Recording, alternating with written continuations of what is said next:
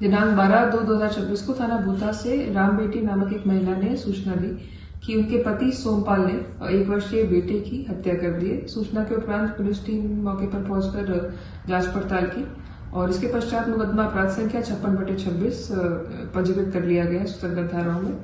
सोमपाल नामक अभियुक्त को गिरफ्तार कर लिया गया है और इसकी निशानदेही पे बच्चे का शव बरामद किया गया है, जिसके पश्चात बच्चे का पोस्टमार्टम कराते हुए रिपोर्ट प्राप्त की गई है, जिसमें हत्या की पुष्टि हुई है। जब गहनता से जांच पड़ताल की गई तो यह ज्ञात हुआ कि सोमपाल ने अपनी पत्नी राम बेटी से आपसी विवाद के पश्चात और एवं अवैध संबंध के शक के चलते हुए यह घटना कारित की है।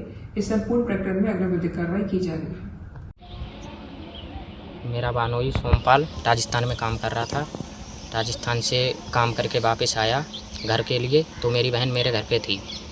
ये पहले से बहुत परेशान कर रहा था उसको, दीदी को मारता था सब कुछ, लेकिन इनके घर वाले कुछ नहीं कहते थे। घर वाले खुद करवा रहे हैं ये।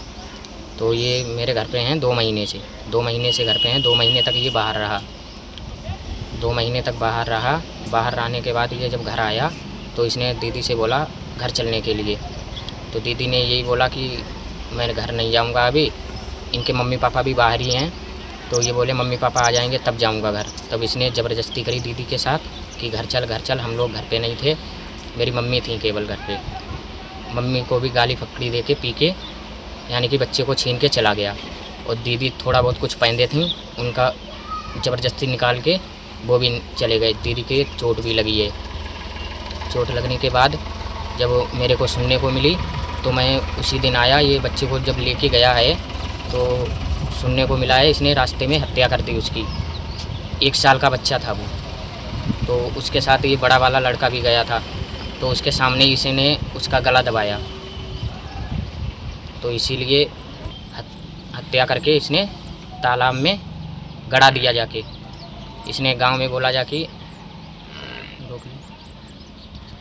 मैं सरकार ऊपर तक सूचना पहुंचाना चाहता हूं कि मेरी दीदी को न्याय मिले।